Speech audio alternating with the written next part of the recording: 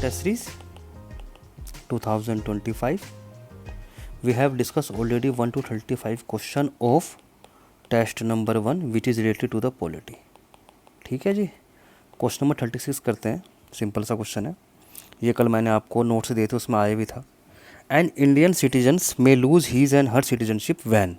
कह रहा कोई इंडियन सिटीजन है वो अपनी सिटीजनशिप लूज़ कर देता है कब. देखो पहली बात तो सिटीजन जो एक्ट है हमारे पास, वो एक्ट हमारे पास 1955 है. दूसरी बात क्या है, 3 वे हैं जिससे हमारी इंडियन सिटीजनशिप लूज़ हो जाती है. फर्स्ट है हमारे पास रेन्यूकेशन, कोई अपना सिटीजनशिप है वो छोड़ देता है तो उसे कहते हैं रेन्यूकेशन. टर्मिनेशन और एक है डिप्रीवेशन. अगर पहला पढ़ते हैं, acquire the citizenship of any foreigner state during the war. देखो acquire of the citizenship of any state of the foreigner state यहाँ तक तो ठीक था, पर ड्यूरिंग वॉर के दौरान नहीं. वॉर के दौरान अगर वो किसी की सिटीजनशिप ले लेता है दूसरे देश की तो वो सिटीजन लूज नहीं करेगा, तो ये हमारा गलत हो गया. वैसे कोई आदमी किसी देश की सिटीजनशिप ले लेता है तो उसकी सिटीजनशिप ऑटोमेटिकली ख़त्म हो जाती है, पर लेकिन वॉर के दौरान नहीं. दूसरा है हमारे पास unfair communicates with the enemy during the war. लड़ाई के दौरान हम अपने एनिमी से बात कर रहे हैं तो उस टाइम पर सिटीजनशिप खत्म हो जाती है, ये बिल्कुल सही है. He has imprisoned in any country, jail हो जाती है 2 साल के लिए after become the naturalization citizenship within 5 year. ये सही है हमारे पास. तो आंसर देखो 1 और 2, ऑप्शन इसका बी. ठीक है. Question number 37, according to the preamble of the constitution has adopted by the constituent assembly. कह रहा है कॉन्स्टिट्यूंट असेंबली ने जो प्रेम्बल अडोप्ट किए थे जो रिपब्लिक को डिफाइन करता है वो कौन से हैं. देखो रिपब्लिक को डिफाइन करने के लिए वैसे सोशलिस्ट है, सोवरन है, सेकुलर है, डेमोक्रेटिक है, पर लेकिन अगर आप देखो सोशलिस्ट, अगर मैं सिंपल सी बात करूं, 42 अमेंडमेंट के दौरान एक हमारे पास सोशलिस्ट और सेक्युलर और एक हमारे पास होता है इंटीग्रिटी. ये वर्ड यूज़ हुए थे हमारे 42 के अंदर. तो अमेंडमेंट में आया था ना हमारा, तो हमारे पास सेक्युलर 42 अमेंडमेंट में आया था, सोशलिस्ट 42 अमेंडमेंट में आया था. तो उसका मतलब है सोवरन और डेमोक्रेटिक, ये 2 पार्ट हैं जो कॉन्स्टिट्यूंट असेंबली के द्वारा लिए गए थे. तो आंसर हुआ इसका ओनली 2. आई बात समझ में.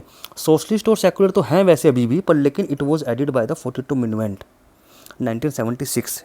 Note during the constituent assembly was adopted at time, starting time. ठीक है, 37 वाला हो गया. आइए क्वेश्चन नंबर 38 देखते हैं. Blue baby syndrome was in news in this context. Consider the following statement regarding the blue baby syndrome. नाम है इसका BBS. कह रहा है BBS के बारे में पढ़ना है. ठीक है, बायोलॉजी क्वेश्चन है, ऐसा करंट अफेयर क्वेश्चन है. It is a heart disease seen in the babies and childrens affected by the कोविड-19. कह रहा है ये BBS जो डिसीज़ है बच्चों में आई जब कोविड-19 के बाद. नहीं, गलत है. ये तो जेनेटिक डिसीज है हमारी, बहुत पहले से पढ़ते आना इसको.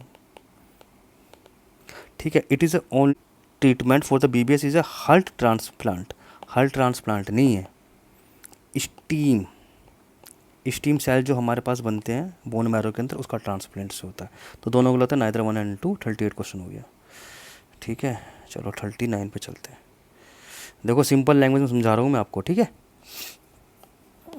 कोई ज़्यादा दिमाग लगाने की जरूरत ही नहीं है. Consider the following statement respect to the freedom of religion enshrined in constitution. कह रहा है जो हमारे पास फ्रीडम, हमारे पास जो आर्टिकल्स हैं होते हैं 25 से लेकर 28 तक, 25 से 28 तक जो हमारे पास आर्टिकल हैं right to freedom of religion वाले में, करने में से क्या क्या, it is include the freedom to not follow any religion. तो हाँ ये ऐसा है भाई, अगर मैं चाहूँ कि मैं फॉलो ना करूँ तो नहीं कर सकता, मर्जी है मेरी. A person may choose any religion और मे नॉट चूज़ या may not follow any religion. सही है. इट बार्स और रिलीजियस कन्वर्जन्स. गलत है. फोर्सफुल कन्वर्सन को बैन है, तो ये गलत है. थर्ड है it is not applicable to the foreigner nationals residing. नहीं, गलत है. उनके लिए भी ये एप्लीकेबल होता है. तो 1 और 2 गलत हो गया. आंसर 1 है, ओनली 1 आंसर इसका. ठीक है, जो ये फ्रीडम से लो हैं it's also given to the foreigners nationals residing in Indian territory. Question number 40 करते हैं. ठीक है, क्वेश्चन नंबर 40, ये तो सिंपल से क्वेश्चन है. Which of the following is the latest addition to the list of fundamental duties. पहले से बताया, मैंने बताया भी अब काफ़ी बार. सबसे लेटेस्ट फंडामेंटल ड्यूटीज़ हमारे पास कौन सी है? 86 अमेंडमेंट जो ए आर्टिकल को जोड़ता है कि किसी बच्चे को 6 से लेकर 14 साल के बच्चे को पढ़ना जरूरी है, ठीक है। It's provide the opportunities for the education he child between the age of 6 to 14 year. ये तो सिंपल है, ठीक है, ये मैंने पहले भी काफ़ी और बता चुका हूँ। क्वेश्चन नंबर 41 देख लेते हैं, सिंपल सा क्वेश्चन है, which of the following giving the effect to the objective to secure all citizenship equality liberty justice. Justice भी मिले, लिबर्टी भी मिले, इक्वलिटी मिले, क्या है इसमें? फंडामेंटल राइट है, डीपीएसपी है, फंडामेंटल ड्यूटीज़ है। सिंपल सी बात है, फंडामेंटल राइट है, इसमें क्या है? सिंपल सा क्वेश्चन है, तो फंडामेंटल राइट्स के अंदर तो you can take the equality, liberty and justice. Question number 42, urea gold अभी हमारे इसमें न्यूज़ में था, क्योंकि इसमें हमारे पास एक्चुअली क्या है ना, ये एक तरह का फर्टिलाइज़र है। रुको, तो यूरिया गोल्ड एक तरह का ही फर्टिलाइज़र है जो इन्वायरमेंट फ्रेंडली है, इन्वायरमेंट फ्रेंडली इसको बना रहे हैं। तो it is sulphur coated urea, सही है। किसको? यूरिया गोल्ड को। सल्फर कोटेड यूरिया है, ठीक है। Sulphur coated ensure the faster release of nitrogen. अरे अगर नाइट्रोजन ज़्यादा रिलीज होगा तो दिक्कत नहीं होगी, ग्रेजुअल रिलीज, धीरे धीरे ग्रेजुअल रिलीज। तो ये क्या करता है? धीरे धीरे ग्रेजुअल रिलीज को करता है। तो आंसर इसका 1, पहला सही है, दूसरा गलत है, ठीक है। तो इसमें क्या एक तरह का ये फर्टिलाइज़र है इन्वायरमेंट फ्रेंडली, जो सल्फर कोटेड यूरिया होता है और नाइट्रोजन को धीरे धीरे रिलीज करता है इन्वायरमेंट के अंदर, ठीक है जी। चलिए क्वेश्चन नंबर चलते हैं 43 पे। Consider the following regarding the finance intelligence unit FIU। ये आजकल बहुत चल रही है, जब से जो EDA केस है उसके लिए। It is a central national agency responsible for receiving the process, analysing and disseminating information regarding the suspect the financial transaction. सही है, कोई दिक्कत नहीं है, सिंपल रटने वाला काम है। ये एक तरह से it was added by the act, हमारे पास आया था PML एक्ट